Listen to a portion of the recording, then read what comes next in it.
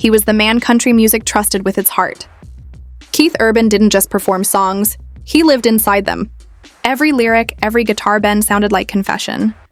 For nearly 2 decades, he stood beside Nicole Kidman, a living reminder that love could survive fame, rehab, and red carpets. Their union felt bulletproof. Until one night on stage when the air between Keith and Kelsea Ballerini changed everything. That performance was supposed to be routine.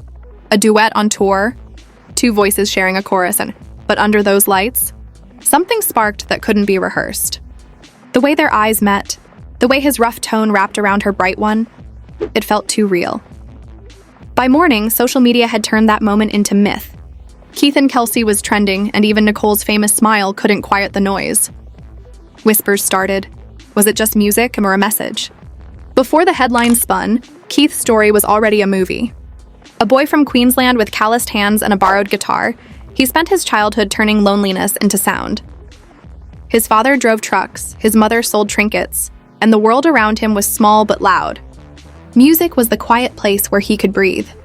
When he moved to Nashville, the industry laughed at his accent and his hope. But the boy who played to escape pain kept playing until pain became art. But for the grace of God made him a star. And suddenly the kid no one believed in was the genre's new heartbeat. Then came Nicole Kidman. She was Hollywood elegance. He was country chaos. Somehow they fit. They married in Sydney, under candlelight and promise. When Keith checked into rehab soon after, Nicole never flinched. She stood by him until he could stand by her. To the world, they became a love anthem. 2 Australians proving that faith and fame could coexist. Every award speech and lyric felt like a thank you note to her. For years, that image held the perfect pair, the steady hand, the soft voice that tamed the storm. But perfection is heavy. Fame stretched their days thin. Her film shoots, his tours, their children somewhere in between. They wrote letters across oceans and called it balance. Presence is everything, Nicole once said. But even presence gets tired. And when artists get tired, they go searching for the feeling that started it all. That feeling returned in the shape of a voice, young, fearless, and honest enough to sting. Kelsea Ballerini grew up singing along to Keith's records, learning how to mix grace with grit. When she joined his tour as an opener, she expected mentorship, not magic. But on stage, their voices fit like 2 puzzle pieces that had been waiting for each other. Fans felt it instantly. The ease, the fire, the unspoken understanding that doesn't need to be named. Critics called their chemistry magnetic. Keith called it energy. But his eyes told on him, that look artists get when the muse sneaks back in. Kelsea brought something he'd misplaced, risk. She sang like someone who'd been broken and didn't mind bleeding a little on the mic. Beside her, Keith remembered what music felt like before management, before pressure, before image. Raw, real, alive. When the song ended, they lingered for a heartbeat too long. Cameras caught it. By morning, the duet had become a theory. People posted clips, fans zoomed in on smiles, and insiders called it creative electricity. In reality, it was 2 artists recognizing themselves in each other's sound. After the show, they talked backstage for hours about writing, burnout, and the curse of success. He told her music used to scare him in a good way. She told him she missed feeling that too. Some connections don't need romance to be intense. Truth is intimate enough. Soon they were paired again on The Voice, laughing through mentorship segments that fans clipped and analyzed. Their admiration looked easy, their energy unforced. He called her fearless. She called him a teacher with a student's heart.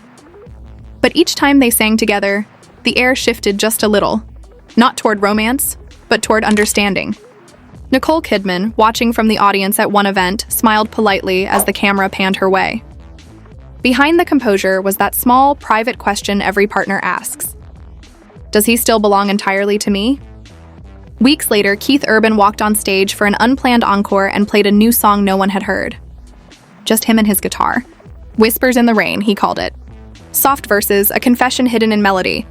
She came like thunder wrapped in quiet, he sang. The crowd froze. It sounded too personal to be fiction. By sunrise, clips were everywhere. Who was the she? Blogs had answers before he did. Some said it was about Kelsea. Others said it was about renewal. Keith shrugged it off. It's just a song. But anyone who knew him could hear the pulse beneath the denial. In Nashville, rumors travel faster than tour buses. Studio technicians whispered about late-night sessions with only 2 chairs and 1 lamp lit. No proof? No scandal, just talk of something powerful, and it was powerful. The kind of creative bond that pulls 2 souls into the same frequency. What the world read as temptation was really re-inspiration. For Keith, she wasn't danger. She was reminder.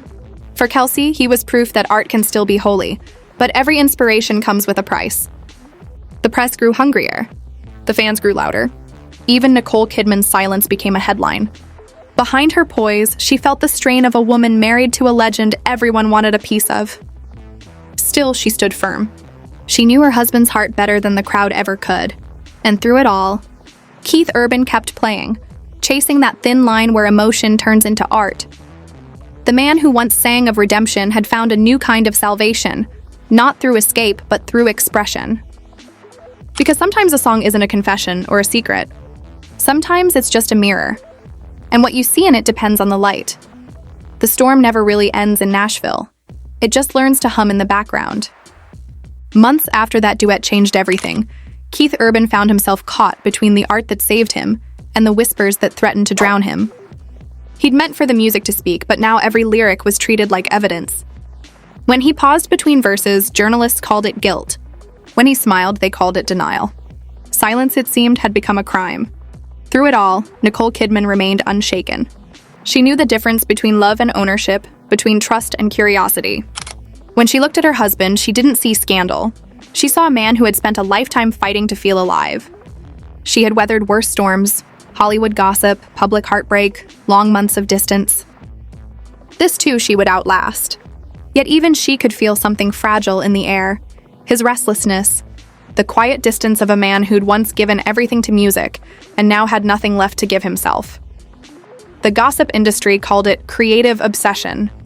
Insiders whispered about sleepless studio nights, songs that would never be released, emotions too raw to market. Kelsea Ballerini became the uninvited headline of it all. She wasn't chasing controversy, she was running from it. Her interviews turned guarded, her laughter careful. She told one reporter, "We're just artists trying to remember why we started." It was the gentlest truth she could tell without feeding the fire. But Nashville loves a good mystery. When Keith Urban canceled a concert citing vocal strain, social media rewrote the script. Breakdown, separation, secret album. The man who had spent his whole career bearing his soul was now accused of hiding it.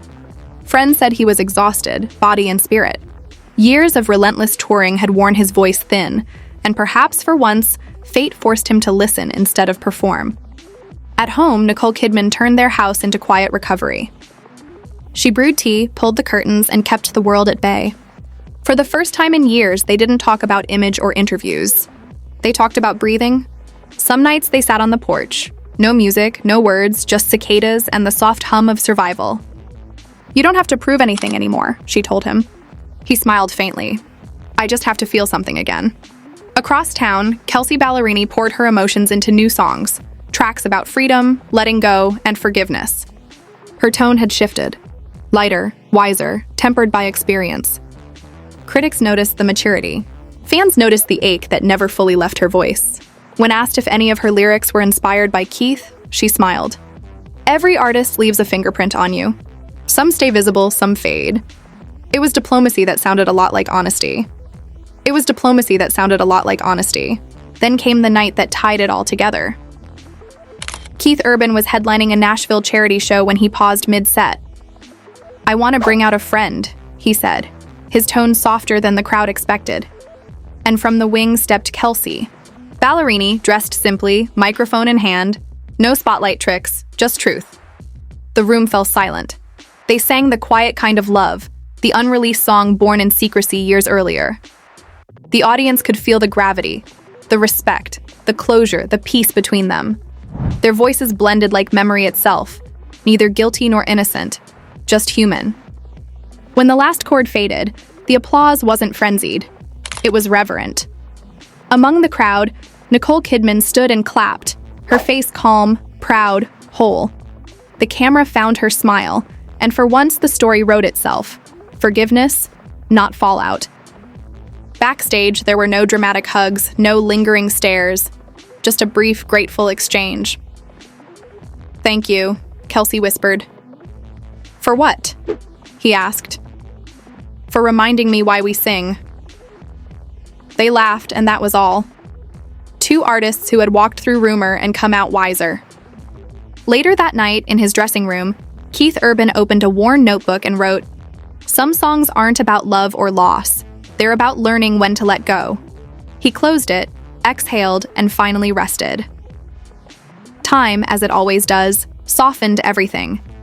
Nicole Kidman and Keith Urban grew into a steadier rhythm, less glamour, more grace. They stopped chasing the fairy tale and started living the truth.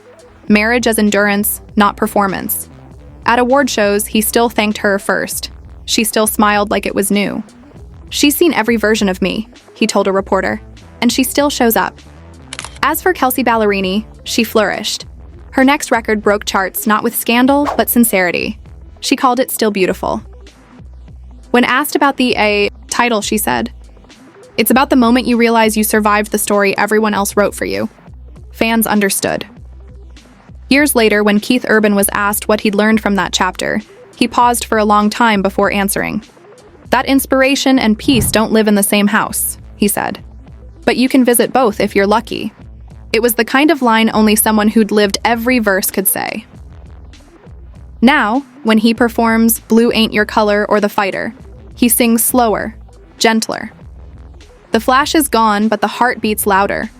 You can hear every scar between the notes, every lesson folded into melody. Beside the stage, Nicole Kidman often watches quietly, eyes full of the calm that only comes from surviving the noise. And sometimes, during the encore, he looks toward the crowd and says, "Keep playing through the rain. You'll find the melody again." The audience cheers, unaware it's not advice. It's confession. Because when the spotlight dims and the world stops listening, what remains isn't the rumor or the applause. It's the echo of three lives that collided through music, broke a little, healed a lot, and turned it all into harmony. Some stories fade, some keep singing. This one learned how to hum forever,